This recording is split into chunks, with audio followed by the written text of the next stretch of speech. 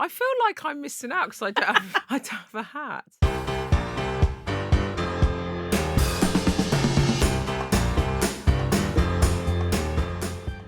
Hello and welcome to Electoral Dysfunction from Sky News with me, Beth Rigby. Me, Ruth Davidson. And me, Harriet Harman. Ho, ho, ho. Honestly, these two, I've got a reindeer and Father Christmas, guess who's which?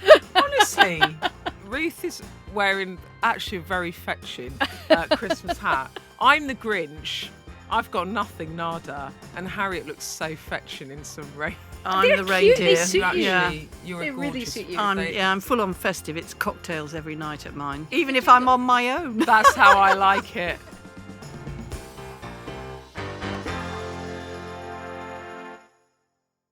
So, as the end of year treat, Laura wrote that, the producer, it might be a trick, who knows? We are digging into the inbox and the burner phone and answering your questions. We've got a Santa sack full. Am I an elf? Can I be an elf? You can be an elf Oh, super. because you're just make everything work. I actually don't. I'm more of a disaster zone. But anyway, first we've got this very important question from Sean. Hi ladies, love the podcast. I want to know, does number 10 have a secret Santa? And does everyone secretly not want the PM? Well, that is a good question and harder to answer than you might think. We'll come back to that because you can imagine it wasn't our only Christmassy question. We also had this one too. Which Prime Minister or politician has thrown or throws the best Christmas party? Now, that one came in from Pat, who came to see us in Glasgow. And ladies, do you remember he invited us to the Polo Lounge after the show? Well, he's also sent us a fun suggestion that we'll come back to at the end of the pod. So, who wants to answer the question about the best parties? Amber Rudd and Margot James always have a summer party and a Christmas party. Former MPs, Conservative MPs. Former Home Secretary and Business Minister. And also, little known fact, Amber Rudd was also the aristocracy coordinator for 4 Weddings and a Funeral before she entered politics. Best black book ever. She's got a very good black book. I'd imagine they should throw a brilliant party, but because I live in Scotland, I'm never around for them. So I've never been, but I've heard they're very good. I've been to one. What was it like? It was bloody great. Margot is proper stylish. I was once at an awards bash at the V&A, the Victoria and Albert, which is a design museum in London, and I was there. Do you know how we once had a conversation about the different types of lesbian? Well, I'm like a practical lesbian. I like, a denim jean and a flannel shirt. Sorry, now, I dressed up for this, so I did actually have on like a tux jacket and a spangly top, right? So you're a practical lesbian? I'm a very practical lesbian. Okay. Yeah, I can change a tyre and, and I'm good with the power tool. And Margot is a... She's just very stylish. So I turned up at this and she was there with her wife and she was wearing black leather. I can only describe them as bondage trousers because they had like straps and stuff to each other, but she was completely carrying them off. And like, hard to do if you're a Tory MP because we're not the coolest. I have a feeling that Margot told me that her partner sort of styles her. Forgive me, Margot, if I've misremembered this because I was a few champagnes in at the last party. But Margot James was the most stylish MP. Oh. It is true. Harriet, I don't know if you remember the dog lesbian, cat lesbian that Jess and Ruth had a long conversation about once, whether you're a cat lesbian or dog lesbian. And now we've got practical lesbian and... Stylish lesbian. Yeah, I Stylish mean, there's lesbian. subgroups within the groups. So that's one party. Can I tell you another one that I think yeah. sounds not that rocking? Yeah. So I have been invited to, and I'm very thankful for the invite, I don't want to seem ungrateful, to the Tony Blair Institute Christmas reception. It's on a Wednesday, and I think it's going to be wild because it runs from 6 p.m. till 8 p.m. Oh yes, we'll be able to get the train home. And we're going to look at the work the Institute has done to help political leaders around the world turn bold ideas into real action. So Does that include Assad and South Korea? I have no idea, but I've passed on my RSVP that I'm sadly unable to attend. Well, there is a big Christmas party that all the journalists get invited to, and that is the annual number 10 Christmas party. And this is a prime ministerial party in which the lobby get invited into some of the fine rooms of number 10. And then the Prime Minister comes in and makes a funny speech, normally sends us up in one way or the other. Sometimes I get picked out for a bit of goading, which, I sort of put on my smile and pretend that's fine. No, it's fine, I don't mind. But in the past, George Osborne, when he was Chancellor... Because it's a Chancellor's Christmas party. It's not the PM's, is it? No, he did a Christmas right, okay. party. He did a number 11 Christmas party, and it was a children's party. And basically, there was a sort of ballot, and you could go in and take your kids into number 11, and there would be a Santa, and you took a present in, and Santa would give your toddler a present, and then someone would do party games. And George Osborne actually very generously hosted this for many years. And I did take my toddlers there, but it was a moment of big jeopardy for me. Because it's like, will one of the children have a total meltdown and embarrass me in front of the entire lobby and the Chancellor? They didn't like pull the cat's tail or anything like that. Well, they would have if they could get him. Yeah, it's a very good day in Parliament where you're walking around and suddenly you come across Elsa from Frozen, you come across the characters from Wicked and everything. And that gives you the sign that is the day for the Speaker's children's party. Oh, yeah. So the Speaker has a party for MPs and Cabinet? For MPs and staff. So it's all the kind of doorkeepers, security people, the caterers and everybody, all the House of Commons clerks, and they can bring their kids. That's nice. And they have absolutely fantastic, as I say, it's all from Disney. It's brilliant. There's also, because politicians, particularly in the last sort of 10, 15 years, you're absolutely paranoid about being caught anywhere on camera, and everybody's got a camera on them because of the phone and a video. Yeah. Safe spaces where you can have a bit of a hoolie. You really appreciate it. So the Speaker's party will be one of them. There was a Labour Christmas party which I was really getting into, really enjoying myself, and it ended up in karaoke, as these things often do. And I'm not actually done karaoke before, but I knew this was my moment, and I was going to do Shania Twain, You Don't Impress Me. And I had all the names of all the people who I really didn't like in the Labour Party, and they were going to be in there with sentences describing how awful they were. But just as I was literally approaching the podium with the microphone in my hand, ready to give this rendition, my special advisor snatched the microphone out of my hand and said, "Yeah, you are not doing this." And I thought, that's always the thing. You've got to think about the peril. You've got to have, but it's a great song. That it's a great song. Twain, it's No Man I Feel Like a Woman, but it's pretty good. It's right up there. But I could just imagine it's settling old scores. I don't know. Ed Miliband, that don't impress me much, or whatever it is. Yeah. Well, look, on the other question, Sean, you've asked about the Secret Santa at number 10, and I have done some extensive research, and I can't really give you a clear answer. I've asked a number of different people about this, and someone tells me that some individual offices might do, maybe different offices in number 10. You've got the PM's office and the press office. This is from a former director of comms. I really went, an extra mile to get the answers. Said to me, it's ringing a bell. I think the press office did one. I'll investigate more. At the number 10 party next week, I'll just ask everyone and get the answer. But Secret Santa, right, what would we get the Prime Minister, Ruth Davidson? Make your own toolkit, because his dad's a toolmaker. That's quite good, isn't it?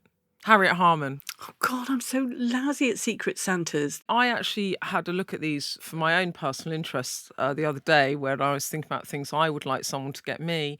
And you can get official Arsenal Christmas baubles. So I would get him an Arsenal Christmas bauble, and I think he would like that gift. But you are looking at me like that is a crap gift. What? No, it's just not funny. Well, no, I think he would like it because he likes Arsenal. So that defeats the purpose, doesn't it? But I think you could probably take the piss out of him more. Isn't that the point of Secret Santa? When you're buying up, so you're buying for like the Prime Minister or your boss, is it not supposed to be Bants? Bants. Yeah. Okay, so I need to think of a better Keir Starmer funny eye mask for the planes. Probably genuinely needs that rather than a humorous gift.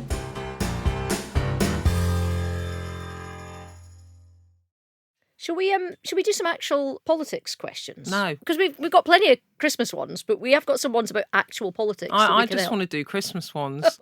Which would be great, but I'm not sure people are going to listen to the end of the episode. No, okay. Right, here is one from Helen. She says, what happens if there's something important from the Speaker's constituency that they want to be discussed at PMQs?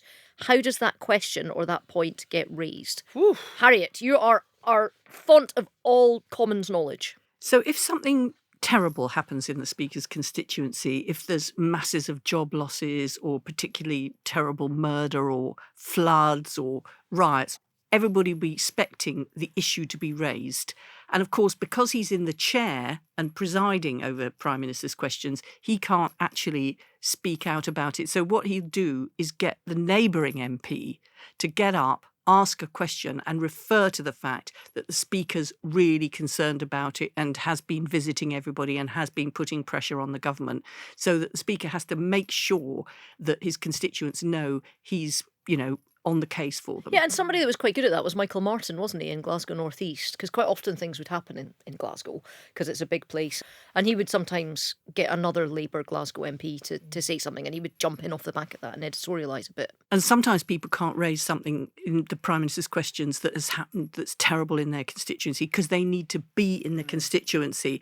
And therefore they get somebody else to go up and say, my honourable friend is in the constituency with the families of the murder victims but has asked me to raise on their behalf. Yeah, that seems like a fair enough one. I'm going to controversially take my Santa hat off because I'm boiling under Are here. you? Yeah. Hot Santa. I mean, baby. Oh, yeah. Santa baby, hurry down my chimney tonight. Blimey. So this one is from Dale, which is pretty topical this week. He says, how would you all like to see the House of Lords reformed? I'd personally like to see it become an elected Senate with 97 candidates being voted in as representatives of a whole county. I think Senator Ruth of Fife and Senator Harriet of Greater London have a good ring to them. She Well, has. also in the House of Lords, there's currently being debated a bill to abolish the remaining hereditary peers. There which is. the idea that you should sit in our legislature and scrutinise and review legislation by virtue of being born an earl or a viscount or something is absolutely for the birds. So that's about to be abolished, but it's causing a lot of upset. And there's also been raised by lots of people, but including by Harriet's me. idea is to put down an amendment on the hereditary peers piece of legislation to also abolish the 26 bishops. So not only would the hereditary peers go, but the bishops would be removed from the House of Lords. So basically, this was a manifesto commitment in Labour's manifesto that we would not have hereditary peers anymore. In the 1997 Labour government, we reduced the number massively, but there are still many of them. Yeah. So this manifesto commitment was to actually remove the rest of them. And so you'd expect the House of Lords to recognise that since the democratically elected government wants this to happen, that we would go along with it. I'm fully on board with making it a elected chamber. I think that even though there's lots of experience in there, and there's you have a Ukraine debate, and you've got like a former chief of the general staff and stuff, and I think the crossbenchers bring a lot to it as well, and it does kind of work. I think it's indefensible as a modern democracy to not have a democratic second chamber, and that's what I want to see, and that's what Labour manifesto said it would get to in the end. So I'm on board with anything that will make it sort of better and all the rest of it. They're going to put up a fight but then fold, Harriet. That's what's going to happen. So they're going to put up a bit of a show and then fold, because honestly I just can't see 5 years from now, I completely cannot see this being one of the ones where you look back and think defending hereditary peers was something that you want in your CV. Like, because it'll just seem so anachronistic. It's something that as soon as it happens, everyone will think, God, that should have happened years ago. And saying we're going to oppose this because we want things to go further doesn't make much sense either. Agreed. But going back to Dell's question, if it was an elected Senate, would you two fine baronesses stand for election? No, I don't think so. I think by that time I'd probably be over the 80 limit, which, by the way, is not actually in the legislation. It's been dropped from the legislation, the banning of the over 80s. Yeah, but when it comes to Harriet Harman, like 80's the new 50, so who cares? Completely. With skin like that. I'm well, Jill. I think the difficult thing about having an elected second chamber, and obviously I completely agree with Ruth, there is no legitimacy in having an appointed chamber which is actually part of the legislature. But the difficulty is, do you go unicameral, which means you abolish it altogether, and you just have the House of Commons, which is elected? That's unicameral. No. Or no, you have an elected Senate or an upper house or whatever you call it. But if you have an elected upper house, what is the franchise on which they're elected? Because what you don't want is deadlock between two legitimate houses, the House of Commons and the new elected chamber. The thing about our system at the moment is the House of Commons is supreme because they've got legitimacy and we have to hang our head in shame because we don't have it. But at least it means that the House of Lords don't get in the way. But you could do a different sort of elected thing where you have, as Dale suggests, a regional basis where you have elected senators and therefore they wouldn't be overlapping so much. I think this is where we've always got unstuck before, because It's like about I said, the alternative. Everybody can agree how bad the current situation is, but nobody can agree on the alternative. There is absolutely a majority for this in the House of Lords itself for House of Lords reform. So there miles and away a majority of peers themselves who think that this house, we must change, we must become more up to date, we must move with the times, all the rest of it. Is this the same House of Lords that I'm in? Yeah, no, that absolutely. is passionate for reform. Oh. No. Well, I'm not saying it's necessarily passionate for it. What I'm saying is there's 100% a majority for reform, but there is no majority for what that reform looks like. Yeah. And that's where it starts falling apart. And that's where it started falling apart when Blair, they kept 92 hereditaries and then they had appointments and made it an appointed chamber largely. And they were going to have another bite at it. And then it all kind of fell down. The coalition were doing it and then that all fell apart. And any time they've had a look at this, because there was question marks about whether it's like a 15-year term, so you don't have to be so political and get re-elected and all that sort of thing. You don't have a re-election, you just get elected. There is absolutely a majority for reform and just no agreement on what that reform looks like. But in the meantime, whilst people can't agree on what the alternative should be, there are things that can and should be done which make the House of Lords less egregious. One of those is the hereditaries, and we're doing that. The other is the bishops. Why do we have bishops sitting in the House of Lords by virtue of the fact that they've been ordained in the Church of England and then they be part of our legislature? That doesn't make sense. And also all this stuff of us being my lord and my lady and our children being called the honourable, it really is not right in this day and age for people to be appointed to do a job of work and then have all these airs and graces. It's embarrassing. Yeah, I don't ever use it. Should be Ruth Davidson, HL, House of Lords. So, Dale, I think what you've got there is they're not going to stand for the Senate, so we need to not have that happen because then I'd never see them again. But I think we've got evolution here, not revolution at the moment. So goodbye hereditary peers, goodbye bishops. Are you in agreement on that? Yeah, I think they're going to go. Yep. Also, I have a thought on the Keir Starmer Secret Santa, which I'm now going to say. The other thing you could get him is you could get him a Bridget Jones novel, because he was... that is such a good idea. He was actually... The big rumour that went around for a long time was that in Bridget Jones, Mr. Darcy, the dashing lawyer, was actually based on Keir Starmer. That was the Colin Firth one. So he was the nice one, not the roguish one. No, he was the nice one. And he has been actually asked this publicly. I know, I can't believe it either, before he became the Prime Minister. And he... said it wasn't true, but he looked really pleased that he'd been asked this. Who wouldn't be? If you're going to give him that Secret Santa present, you have to dress up as Bridget Jones, specifically when she goes as a bunny girl to the party and nobody else is dressed up. I'll tell you what, I might have dressed up as a bunny when I was 20 years younger, Ruth, but I feel the bunny girl days are behind me.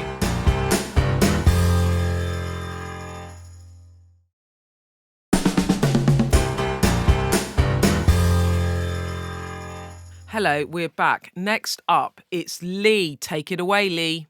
Hi, ladies. I'm a very confused voter. I used to vote Labour until Corbyn came to lead, and I now vote Conservative because I liked the manifesto when they smashed Labour in the election. But now, at 41 years old, I feel that I'm leaning towards reform. And this is mainly because I can't see Kemi pulling the Conservatives back together. Oh, Ruth Davidson. Yeah. How can the Tory... And you're laughing. This is a serious question. Do you know, I'm laughing because you've just put your voice down about an octave and you've got your kind of hunter-killer shark face on that when you interview actual politicians instead of has-beens like me and Harriet here, you've got your proper kind of hunter-killer face on. Stop procrastinating, Yes. Ruth. We want to know the answer. Ruth Davidson, how can the Tories keep Lee as a voter? Because reform, they're on the rise. Right, so I guess what I'd say to Lee is, look, you're a long way from a general election, Lee, so I think maybe take a bit of time to look at what the offerings are as you get closer to that poll in sort of 29. 29. That's how far ahead it is, and I'm desperately not trying to be disloyal, but even if you just look at kind of previous actions as future indications, it may well not be Kemi that leads the Tories into that election. So just healthy skepticism of all parties is fine. Making sure that you're looking at their offering is fine, but just don't make your decision now for an election that's 4.5 years away. Okay, I've got to come back on this. You said after the election and Kemi being elected as leader, Kemi Badenoch. She'll get 2 years. Yeah, you said 18 months to 2 years. Are you now thinking that she's not going to last past that? Or is it still undecided for you? I think it's undecided. I think that, as we have talked about, it's been quite a slow start in terms of the tempo, the activity rate. I think in terms of performances at PMQs, I think in terms of actually doing some of the plumbing that needs done, of putting the party back together, of kind of unifying and having a vision.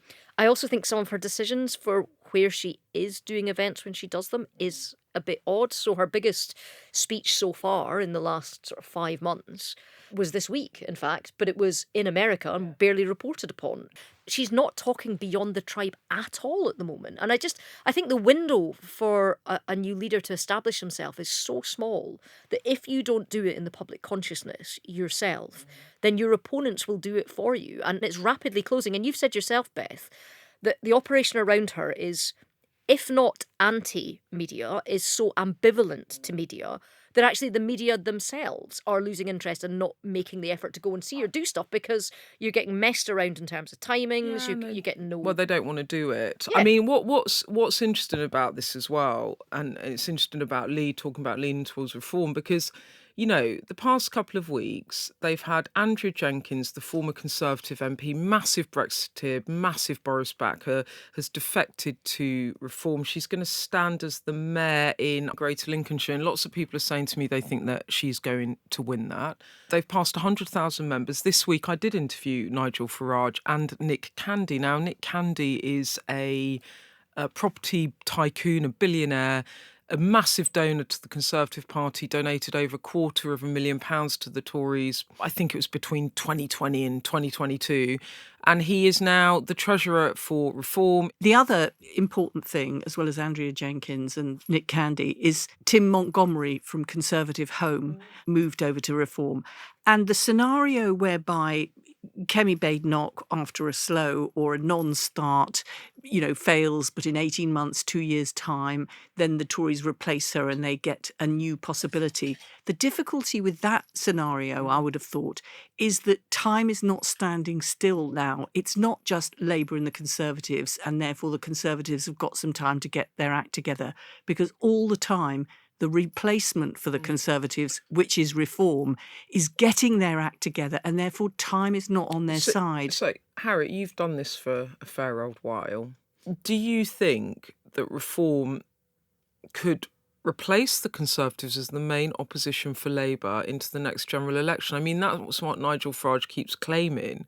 Could you see that happening? Well, over the decades, I've never gone along with the excited talk, the SDP are going to replace Labour, Labour will never be in government again, or with Jeremy Corbyn in Labour, Labour is finished as a party of government. So these kind of splits come and go. But I actually think, and I feel quite conflicted about this, because I don't want to talk up Reform, because I think that populism, which offers people no answers, just undermines and erodes democracy even further. But I actually think that Reform are going to replace the Conservatives at the next election, because they seem to have an argument. And they seem to know what that argument is at a time when the Conservatives don't have an argument and don't know what they stand for. And they are also building up their organisation. I'm not saying it's not a threat to Labour, but we are in government and we can do things. When you're in opposition, you can only talk about them. And at the moment, they are talking a good talk and Kemi is not talking at all. So I think it's in the opposition position that the changeover will happen. Yes, we have to actually deliver for the people who otherwise will turn to Reform because they feel that democracy is not meeting their needs and the government is not meeting their needs. But actually, And I don't like making this prediction, but I actually think the Conservatives are going to be finished and Reform's going to take over. One more thing I'm going to say about this is I think there's equally still a chance that there might be an explosive fallout within Reform between Yes. now and the next general election. And they fight like ferrets in a sack and it all falls apart for them. Well, look, Lee, also, the other thing you didn't mention in your question was you said you used to vote Labour until Corbyn came to lead. You didn't mention whether you might go back to Labour. So if you're listening, Lee, I'd love to hear what you think about Keir Starmer's Labour.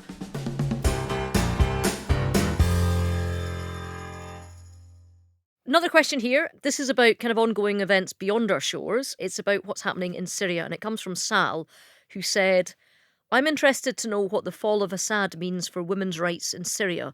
Will this lead to an Afghanistan situation? Well, I think the answer to that is that we don't know yet. We're full of hope, but also trepidation. You know, the Syrian people have endured brutality and oppression, women and men, and they're celebrating liberation. But we saw the Taliban in Afghanistan swear that they weren't the same as the old Taliban and they would allow women to go to school and to go to work. And then they've turned back on that. And I think that although the people who are now in charge of Syria are saying they will respect women's rights and they're telling their different groups in different areas, don't criticise women for the clothing they're wearing. We'll have to see how it works out. And the other thing is that there is not a single view, that there are different groups in different areas. So we might well see in some areas more fundamental approach, and in other areas women still being able to go to school and work. It did kind of catch everyone off guard, didn't it? I mean, the thing that has been very interesting in the reporting I've been doing it is everyone is trying to, and you sort of point to this, how it kind of catch their breath, because they now have to work out this rebel group that led the charge into Damascus, Hayat Tahrir al-Sham, we call it HTS for short. It has been Al-Qaeda affiliated. It is an Islamist group. The leader is saying that they will treat all Syrians fairly, but the questions that are being raised, and you're quite sort of right in asking this, Sal, is that there is concern amongst Western governments, us, the US, France, Germany, organisations such as the United Nations and the European Union. And this is what Lammy said, actually, David Lammy, the Foreign Secretary in the Commons. He sort of said to see the butcher Assad go is something that we need to celebrate, but this is a moment of danger because of the uncertainty. There have been many cases in history where a fall of a dictatorship does not lead to stability and peace. It leads to a lot of chaos and civil war and infighting and insecurity. And I think at the moment the government, the position is they are waiting and watching to see whether actions are matched with words. HTS at the moment is prescribed as a terrorist group. That means legally the government actually cannot have any diplomatic relationship. So they're looking about whether to reclassify this group, and I think that will be the first decision. When I talk to people within government about it, I think there is an openness to trying to get up a line of communication. That might mean the reclassification, but they are going to tread very carefully and they are waiting and watching to see how this situation And unfolds. presumably Labour are pretty scared about, making big pronouncements too early, because there is that echo of what happened in Syria, where it looked as if there was going to be Western intervention a while ago, and then it all kind of fell apart. And it fell apart partly because the coalition government spoke to Ed Miliband about moving. He'd said he couldn't get it through his party because he couldn't do it. Britain didn't do it because Britain didn't do it. The Obama administration couldn't do it, so America didn't get involved. Yeah, this was back in 2013. There had been use of chemical weapons in Syria. Obama said that there needed to be intervention. There was then a vote in Parliament about whether we would participate in airstrikes, right? The government could not get that vote through. And in the end, there were not airstrikes. Assad carried on. It emboldened Putin as well. But it was a terrible choice to be making. What did you do at the time, Harriet? Well, because I was, in the room with Ed Miliband when there were the briefings from the security services, because when something like that is made, the government extends to the official opposition the information that the government has got in front of it in order to help us make the choice. And the patchwork that there was, an absolute lack of any clarity about what would replace Assad and whether it might even be even worse, meant that we didn't feel that we could vote for military action. And I think there was similar doubts in the Obama regime as well. When you look back on it now, do you think maybe that was the wrong decision at the time now? When you look back on then what subsequently happened in Syria? No, because the information we had in front of us, and I could see in my mind the map that they brought with them, which showed all the different groups in the different areas. We could be certain to get rid of Assad, but we would have absolutely no certainty of what we would replace him with. And once we'd done that, it would have been our responsibility. I just think it reminded everybody that there are sometimes in these decisions no good choices, and you will never know whether or not your choice was right or wrong until afterwards, and sometimes not even then. It has been quite an extraordinary week to see Assad finally removed as the leader of Syria after a long, protracted civil war that's actually displaced, I think it was something like 5.5 million Syrians are now living in neighbouring countries, and over 1 million have come to Europe. I mean, it has been a conflict very far away, but that has had direct ramifications for many, many countries. There was a really interesting camera shot about 12 hours after the fall, which was just this kind of 4 or 5 lane road from Turkey into Syria, just absolutely nose to tail of Syrian people trying to get back to Syria. And it does just slightly remind you that there are a lot of people who are displaced and their only wish is to go back home. Even if they don't know what it looks like, they feel so far from the country that they want to go back home. Sometimes we forget that, don't we? Well, when we're talking about and using some of the language that we've used in immigration debates and in asylum debates in the last few years, we do forget that. Now, before we go, we promise you the rest of Pat's message. I've got it right here. Because I know Beth loves a cocktail, that is true. Or 7. I mean, I've never been known to drink 7 cocktails and remember anyway. Okay, but because I know Beth loves a cocktail, which one do you have during Christmas time? I also thought of a cocktail recipe to describe the podcast team. This is good. Grenadine, red, because Harriet is Labour. Lemonade, because it's pretty clear, like Beth, who's neutral. And this cocktail has blue Curaçao, and that's for Ruth, because she is a Tory. Plus vodka or maybe gin.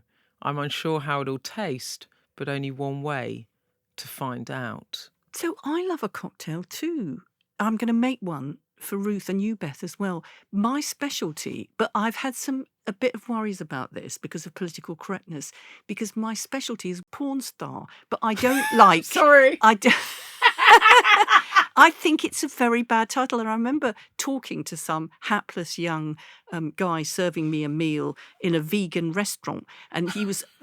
one of the family members who was with chose porn star as their pre-vegan dinner cocktail. I think it's also called a porn star martini. We just add the martini bit. No, let's just have porn star. I remonstrated with this guy and said, you shouldn't have porn star on your menu because that's like the objectification of women. Whereupon I got a big slap down from him because he said, a lot of porn is gay men porn, and why are you not worried about the objectification of men? So I just shut up, drank it, and ate my vegan dinner. I just had this massive flashback from my youth, my childhood, in fact, where I remember a certain H. Harman MP railing against page 3 girls, and now she's sitting next to me in an enclosed booth, just willy-nilly shouting the word porn star at the top of her voice. I never thought I'd be here. Honestly. The thing is, Harry, you didn't come up with the name. It's not on you. It's not on you. 4 of them, you won't even bother.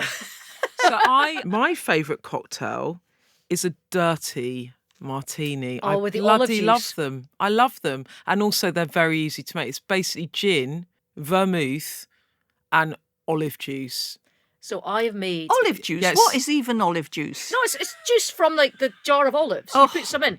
Yeah, it's the bright. I like the saltiness of it. I cannot drink more than 2 dirty martinis in one sitting, and I've found that out by trying and testing it with quite devastating effects, and that is a whole different podcast.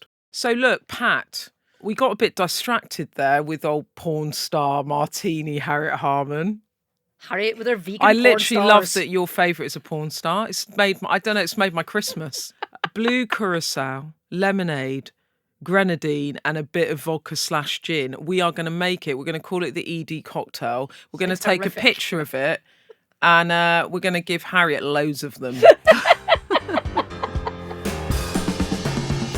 So that is it. Thank you for your wonderful questions. We'll answer more in the new year, but remember, you can get in touch whenever you would like. You can voice note us on WhatsApp to the burner phone 07934 200 444 or email us electrodysfunction@sky.uk. That was fun. Goodbye. Goodbye. Goodbye. Merry Christmas.